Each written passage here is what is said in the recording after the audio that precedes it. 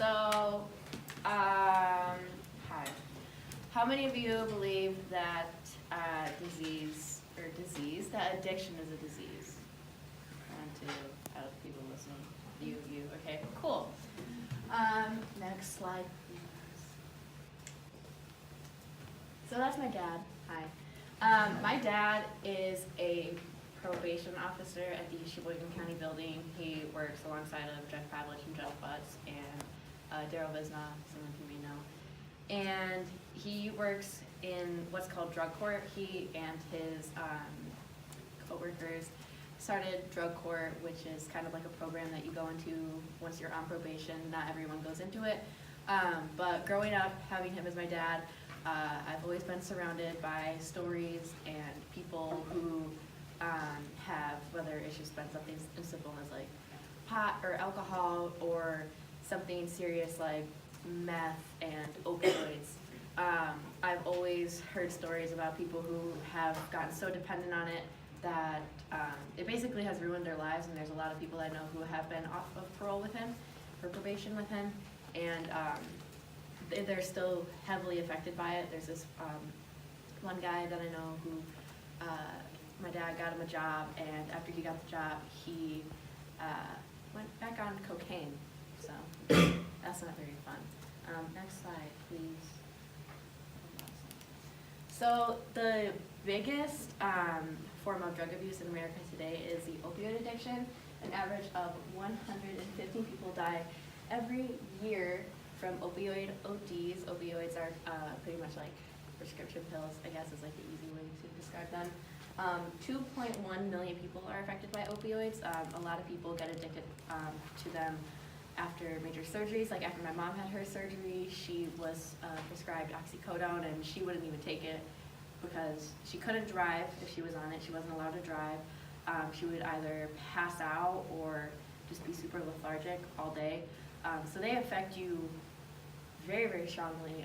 They're not like a simple like penicillin or something like that. Like they're heavy, heavy, heavy pills, and that's what a lot of the people are addicted to: oxycodone, oxycontin, whatever, stuff like that. The opioid death rate has increased by 19.5%, and I'm pretty sure that's supposed to say 2005, but I did not put it in there.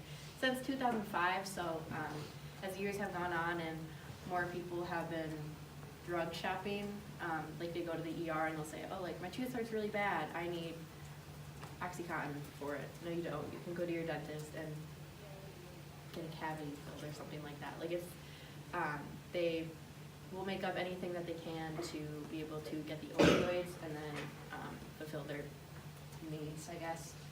It only takes 8 days for someone to become addicted. I'm not sure if anyone here remembers Mr. O'Neill, the substitute teacher.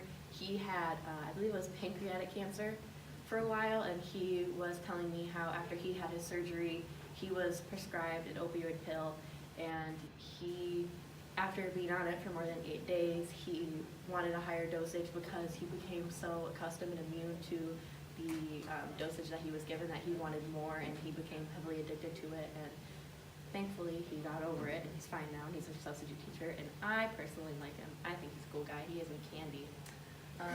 So the opiate addiction is probably the biggest epidemic in America as of right now.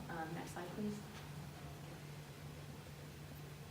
Alcohol addiction. Alcohol addiction is the most common form of addiction in the U.S. next to opioids. I believe it's the second highest addiction. 25 between 34 is the average age for alcoholics. So it's usually older people who are legal to drink, but sometimes it can be younger people who drink, like whether it's like you go to parties all the time or you have a lot of easy access to it at your house. Underage drinking is a big thing, and a lot of it, alcoholism, a lot of it stems from when you're younger. So that can cause alcohol addiction early on, but a lot of it is once you're older and you're legal to drink, and you can just go out to bars and be there from like 5 o'clock in the evening to like 3 o'clock in the morning, and you get cut off. I know I work at a tavern where we've had to cut people off because they gotten so intoxicated that they can't even drive home, and we have to call someone for them. So alcohol addiction is a big deal and probably one of the most dangerous addictions that you can have. Next slide.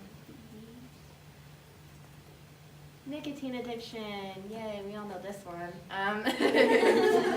Nicotine addiction is actually insane. When I was looking up a lot of the stuff for this, twice the amount of teens are vaping than last year, so that's 2 times the amount of teens that have been vaping. I mean, I remember like when vaping was just starting out, and it was just like tiny little like e-cigarettes that they'd advertise on TV for people who smoke cigarettes, and like this was gonna help them like stop smoking cigarettes. And then e-cigarettes became a thing, like you couldn't smoke in bars, but you could use your e-cigarettes in bars.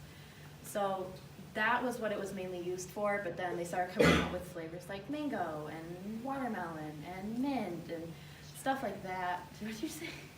Strawberry. Thank you, Faye. You know, and that really appealed to the younger generation because, like I said, whether you're 18 years old and you had easy access to it, or you had friends who were 18 years old and they could buy it for you, it just became a big thing, especially in high schools. E-cigs are just as addictive as regular cigarettes. There's really no difference. I'm good. There's really no other. I'm almost done. There's really no difference other than it tastes better, I guess. And 1 in 5 high school seniors vape. Fun fact, there's a lot of seniors in this class. I don't know how many, and I'm not gonna count. But that's, looking at it, that's probably about like, to call some of you out. That's probably like 4 seniors in here with vaping, and it contains toxic chemicals. It can kill you. It can give you popcorn lung. I'm pretty sure it could give you lung cancer in the future, but does anyone really think about that? No. No one does. Next slide, please. And this is where I'm getting into my argument. So I believe that addiction is a disease. I believe that it's something that can toll very heavily on someone. I believe that it's not something that someone can just easily quit. I don't think that you can easily just go cold turkey off of alcohol. I don't believe you can easily go cold turkey off of opioids, and I don't believe that you can go cold turkey off of nicotine. It's something that affects people heavily, and growing up with it, I've seen it ruin people's lives whether or not they wanted to quit. So why I believe that it is a disease is there's a chemical in your brain called dopamine, and dopamine is part of the reward circuit in your brain. So whenever you do something like you're laughing, or you're with like your boyfriend or your girlfriend, it's a chemical that releases in your brain and tells your brain like, hey, this is like a really good feeling. I really like this. So once you get addicted to a certain drug, it triggers that dopamine, and it fills your circuits, and you are rewarded with this good feeling. So you're like, hey, like alcohol makes me feel really good, or nicotine makes me feel really happy and like buzzed. And so that's how you become addicted to it. And so because it's a chemical imbalance in your brain, just like any other thing, like depression is a chemical imbalance, anxiety is a chemical imbalance, PTSD is a chemical imbalance, those are all serious problems. Those are all serious disorders. This is exactly the same thing, but people don't consider it to be, just because people say that you can quit anytime you want. But I'm sure there are people here who may or may not have tried some things in their life and continue to do it, and they say, well, I can quit anytime I want, but have you tried, like, honestly?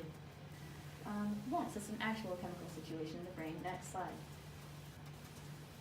This was a survey that I took. A lot of you said, no, it's not a disease, which is why I'm here to tell you that I believe it is, and I hope that you're going to agree with me. I think it's a big deal. Next slide. Pretty sure it's the last slide.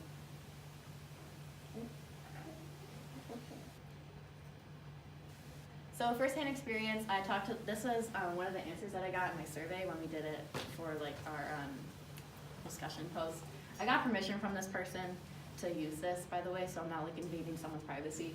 But they were basically talking about their cousin who was addicted to heroin and their experience of growing up with that person and how it heavily, heavily affected their lives, and that they 100% believe it's a disease because they witnessed this firsthand. She was addicted to heroin. Her dad is the one that got her hooked on it, which is horrible. That's so sad that your own father, had his own problems and he pushed it onto you. I mean, that's something that, your home life heavily, what's the word I'm looking for, affects how you view these things. And they said that there's no way that she could have stopped it. There's no way that she could have just quit. There's no way that she could have just gone to the doctor and said, hey, this is a problem. It doesn't work like that. She said, I don't think anyone should be saying addiction is a disease until they have seen it firsthand to see what is actually going on. So unless you've seen it, unless you really know, I think that you need to educate yourself a little bit more and understand why addiction is a disease.